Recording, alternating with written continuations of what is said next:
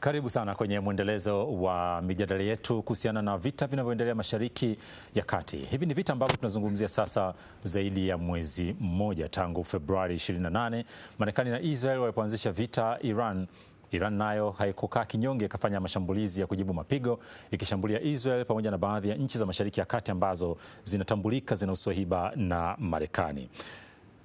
Marekani na Israel wakiwa wanaendelea na mashambulio hayo huku Iran ikijibu mashambulizi. Kwa sehemu kubwa dunia sasa inaangalia hatima ya mgogoro huo, na mijadala mingi imekuwa ikiangalia ni kwa namna gani bora ambayo pengine inaweza ikanusuru vita hii isichukue muda mrefu zaidi.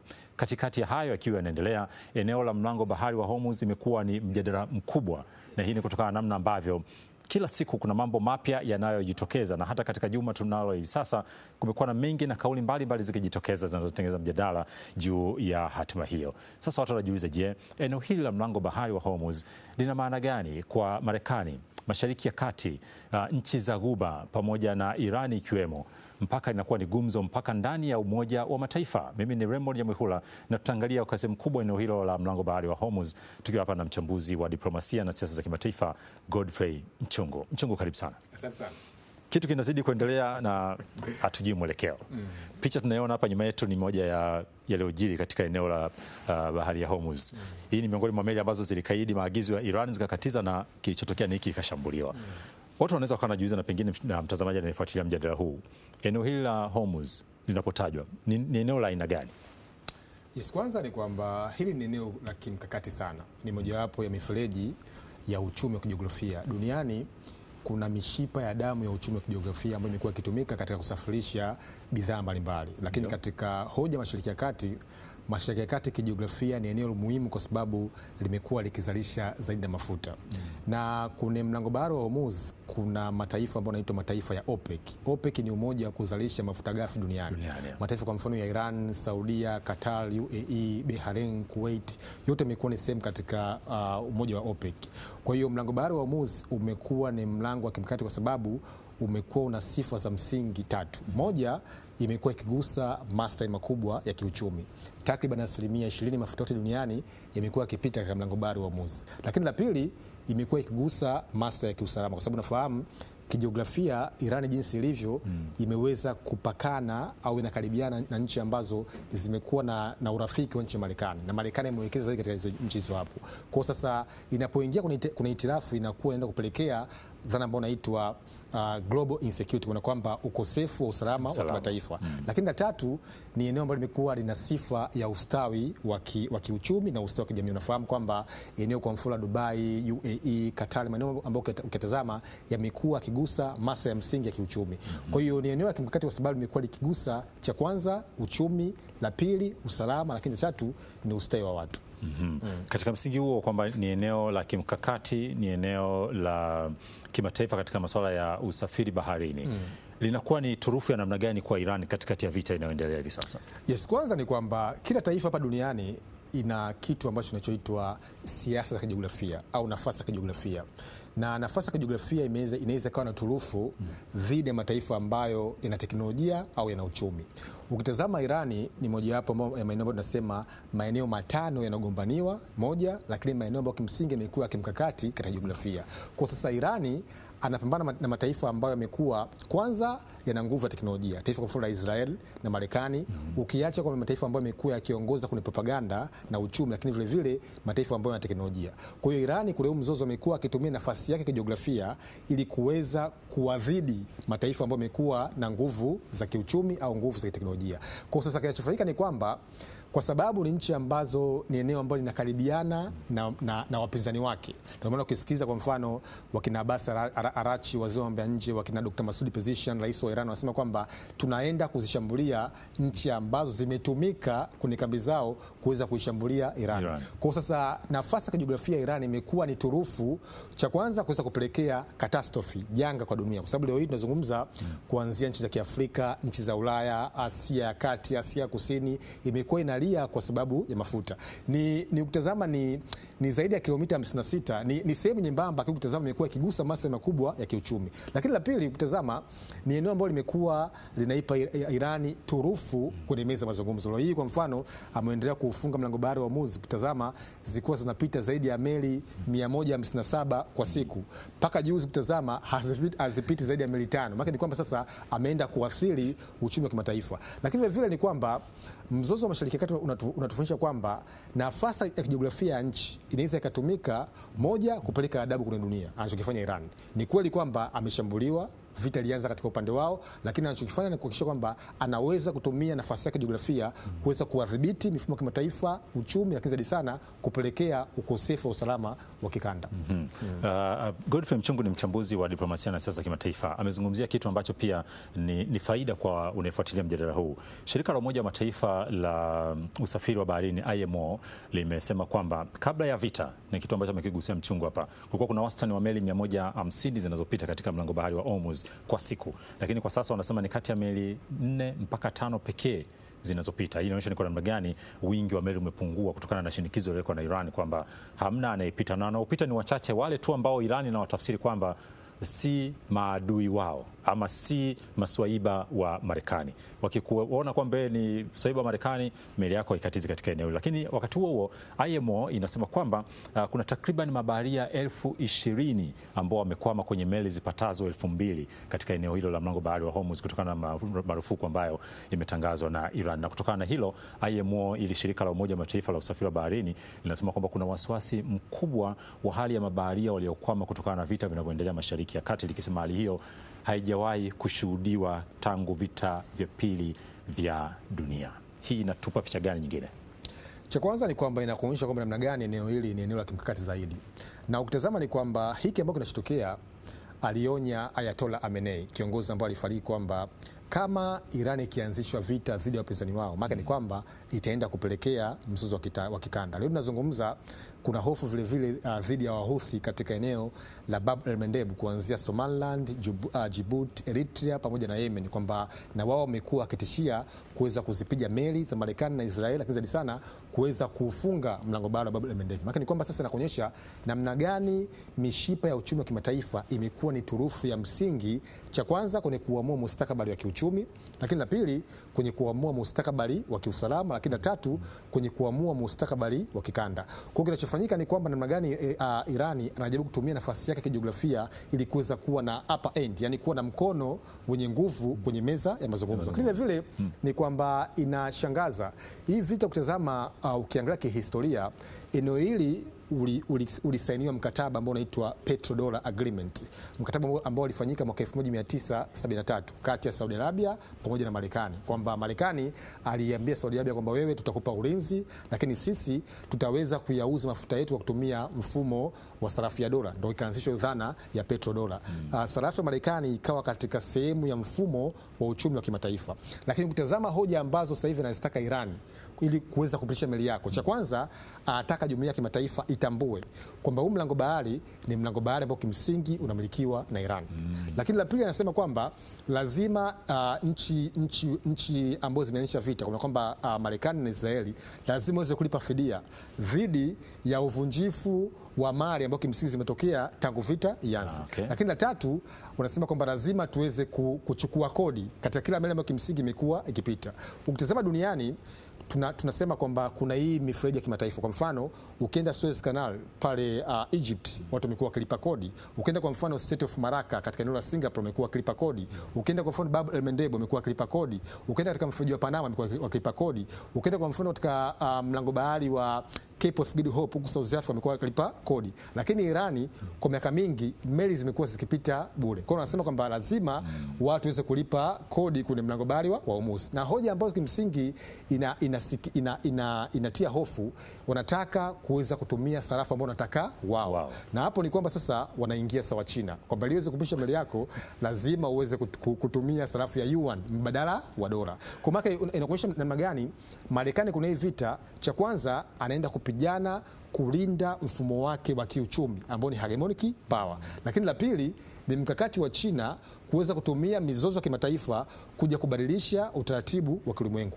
Na alisema David Icke, mmoja wa mwandishi mkubwa wa conspiracy, anasema kwamba vita zinavyotokea huwa zinakuja kubadilisha mustakabali wa kiulimwengu. Kwa kweli mlango bahari wa Hormuz tunaweza tukaingia kwenye historia kwamba vita ilianza, vita ikatokea na utaratibu wa kimataifa ukaenda kubadilika. Kwa maana nyingine unataka kusema kwamba hiki kinachoendelea hivi sasa kinatengeneza pengine dhana nyingine za kidiplomasia na siasa za kimataifa kabisa, na kinachotengeneza hapa ni kwamba ni maslahi ambayo sasa kila upande umekuwa ukiulinda, kwa sababu nafahamu Marekani kwa kiasi kubwa amekuwa akitegemea mfumo wa petrodola kuweza kuyauza mafuta kwa kutumia sarafu ya dola. Lakini China, kumbuka kwamba na mkakati wa kuifanya kwamba sarafu yake ya yuan iingie kwenye mifumo ya uchumi wa kimataifa. Sasa unaweza kutumia mkakati gani?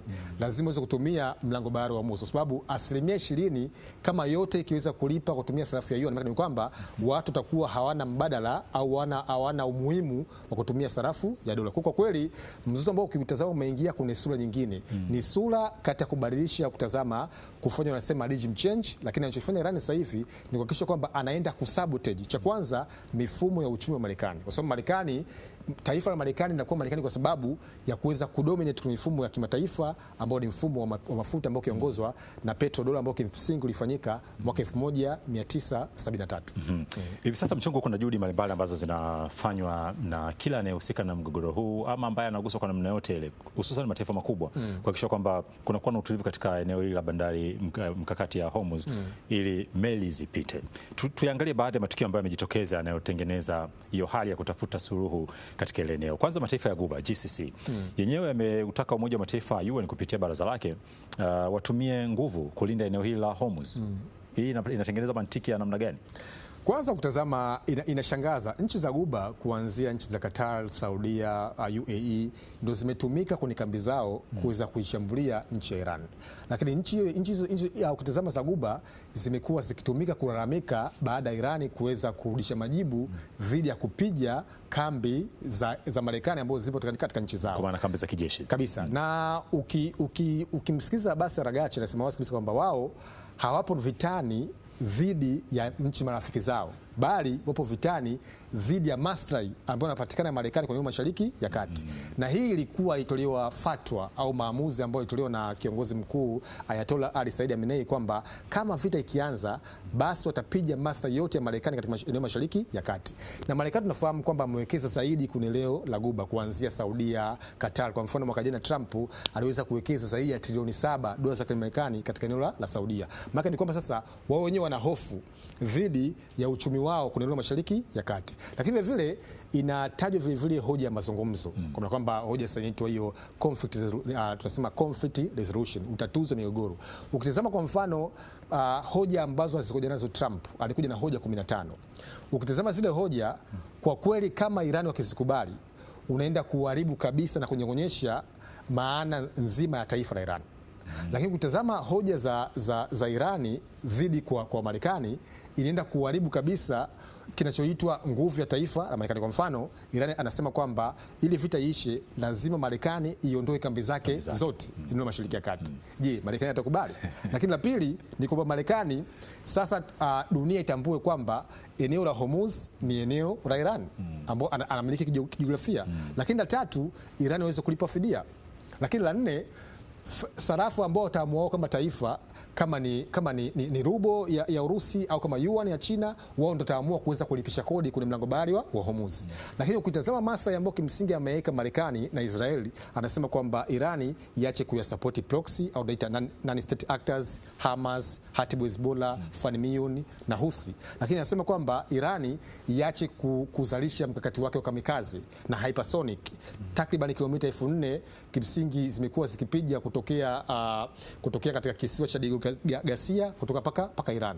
Lakini la tatu ni kwamba Irani itengeneze sera ya taifa kwamba hawataendeleza kamwe mpango wake wa nyuklia. Lakini la nne kwamba ule mpango wa nyuklia ambao wa 60% kuanzia kwenye maeneo ya Fordo, Isfahan na Natanz uchukuliwe upelekwe Marekani. Sasa kutazama ni kwamba haya maslahi ya Marekani kwenda kwa Iran ukitazama inaenda kinyume na misingi ya mapinduzi, kwa sababu mapinduzi ya mwaka 1979 ambayo yaliongozwa na Ayatollah Ruhollah Khomeini yalitengeneza msingi kwamba cha kwanza sisi tutakuwa ni taifa huru, taifa la Kiislamu, taifa ambalo limekuwa likiamua mustakabali wake wao wenyewe. Na ndio maana ukitazama vile vile ni kwamba unawaelewa Irani kwamba bora wakatafute ushindi kwenye vita kuliko kubali masa ambayo kimsingi amekuwa akiletwa na kina Steve Witkoff na kina Jared Kushner. Kwa kweli huu mzozo unaenda kusababisha sana kubadilika kwa mustakabali wa kimataifa. Shukrani sana Godfrey Mchungu, yeye ni mchambuzi wa diplomasia na siasa za kimataifa. Tutarejea hapa kuendeleza katika hoja hii ya masuala mbalimbali ambayo yamejitokeza, ikiwa ni hatua za pengine kutafuta suluhu ya kuifanya eneo la Hormuz kuwa eneo ambalo ni huru kupitika kwa mtu yeyote, kama ambavyo mataifa mbalimbali hivi sasa yanataka hali iwe, ili kunusuru kuyumba kwa uchumi wa dunia kutokana na mkwamo wa usafirishaji wa mafuta. Mimi ni Raymond Nyamwihula, hii ni Chekeche.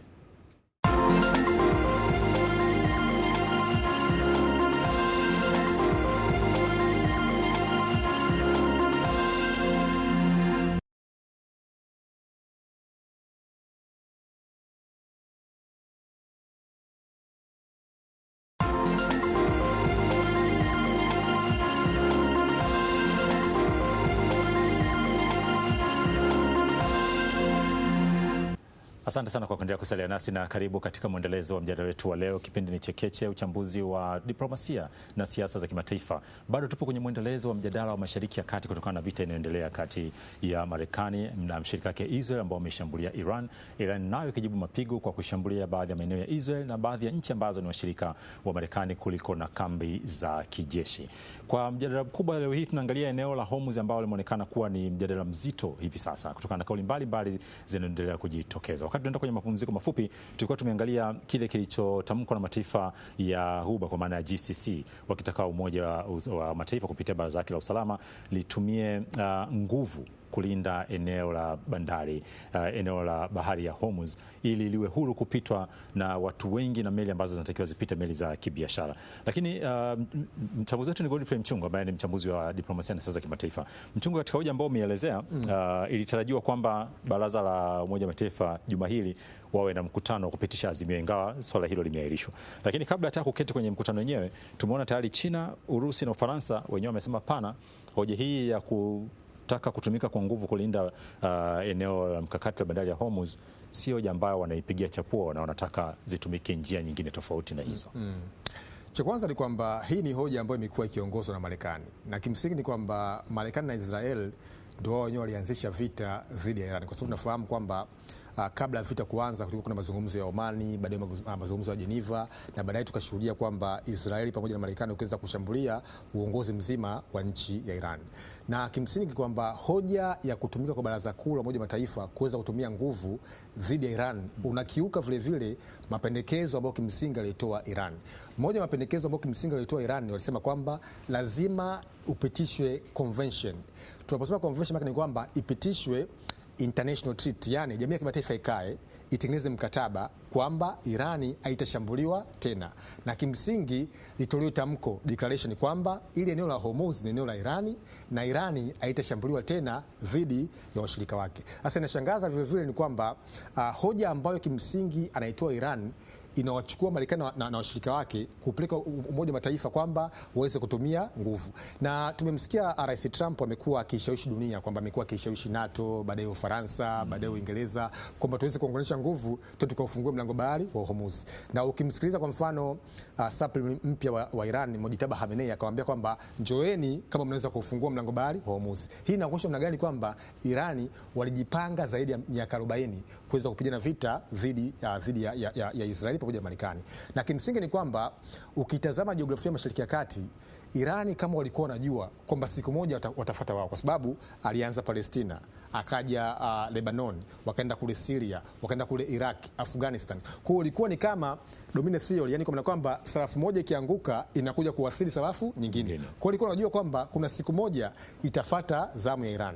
Na Irani kimsingi wanachotufundisha vile vile ni kwamba namna gani kama taifa unaweza kujenga watu wako. Leo hii kwa mfano kuna taifa unajua kuondokewa kwa kiongozi mkubwa na taifa zaidi milioni 90 kuweza kuwa kwa pamoja, maana ni kwamba inaonyesha kabisa kwamba namna gani anapokuja adui wa nje Iran anakuwa na kitu kimoja. Lakini la pili, namna gani kama taifa unaweza kutumia teknolojia yako ya ndani.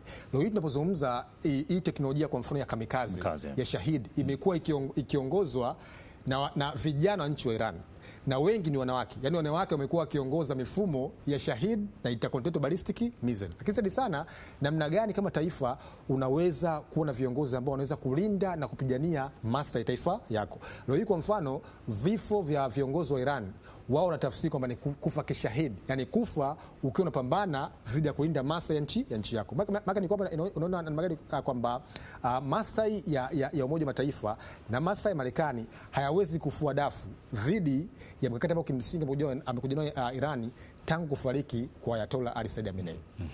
Tunaona wakati ambapo Marekani anajaribu kutafuta namna ya kuhakikisha kwamba pengine hoja zake zinafanikiwa katika kudhibiti eneo la mlango wa Hormuz, amefikia tu anawaambia washirika wake kwamba kama muungi mkono mimi operesheni yangu ya kijeshi, basi nawapa machaguo mawili, aidha mje kwangu mnunue mafuta au tengenezeni ujasiri wenu kafuateni kwenye bandari yao.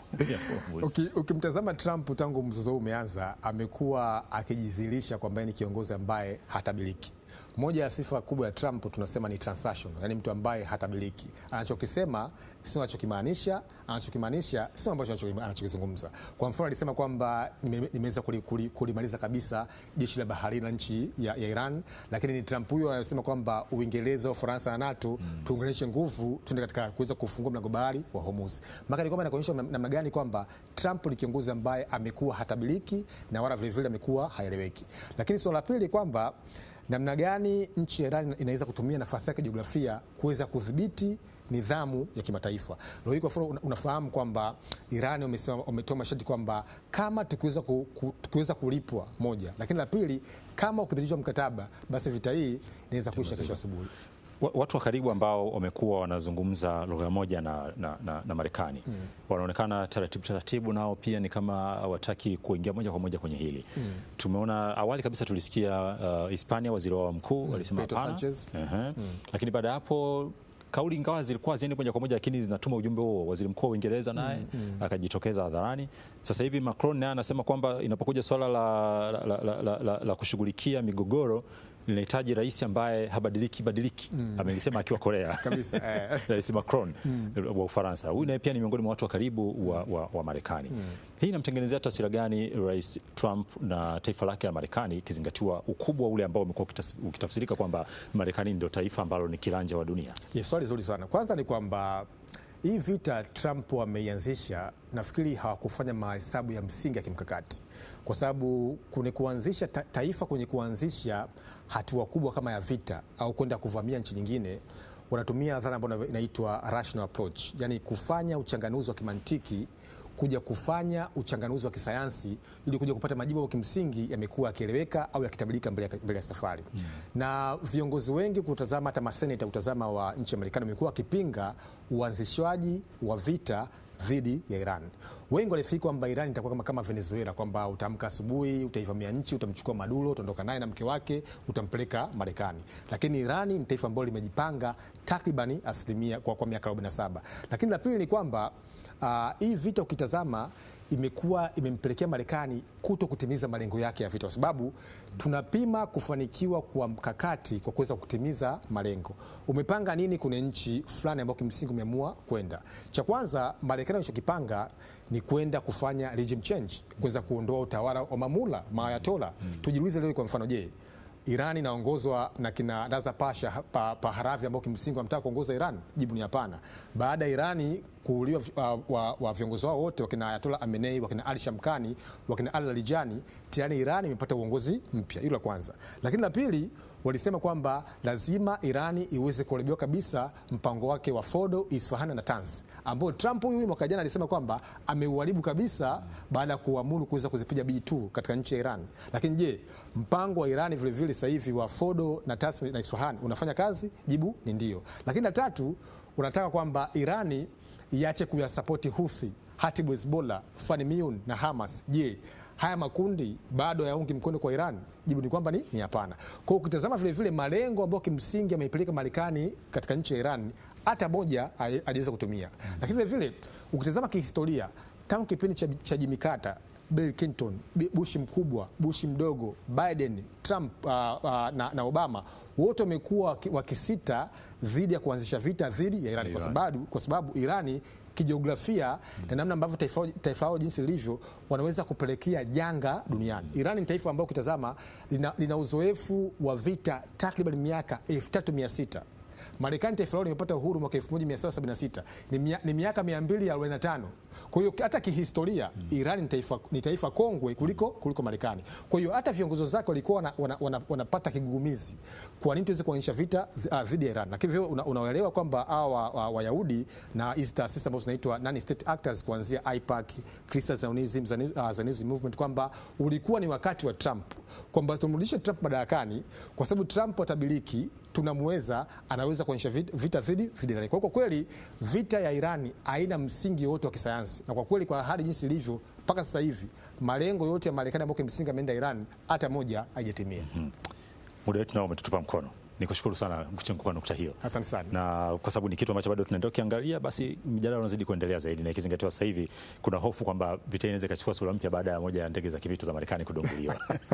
Asante sana. Godfrey Mchungu ni mchambuzi wa diplomasia na siasa za kimataifa ambaye tumekuwa naye tukiwa katika mwendelezo wa mjadala wa Mashariki ya Kati. Tumekuwa na mfululizo wa vipindi hivi kwa sababu swala lenyewe limekuwa linabadilika mara kwa mara, na hivyo linatengeneza mjadala mpya kila siku. Mimi ni Raymond Nyamwihula, asante sana kwa kuwa nasi. Endelea kuitazama UTV, hususan kipindi hiki cha Chekeche ambacho kinakuletea uchambuzi wa diplomasia na siasa za kimataifa, tukiendelea kuyaangalia yanayozidi kutokea hapa duniani. Tukutane tena wakati mwingine. Asante sana kwa kuwa nasi.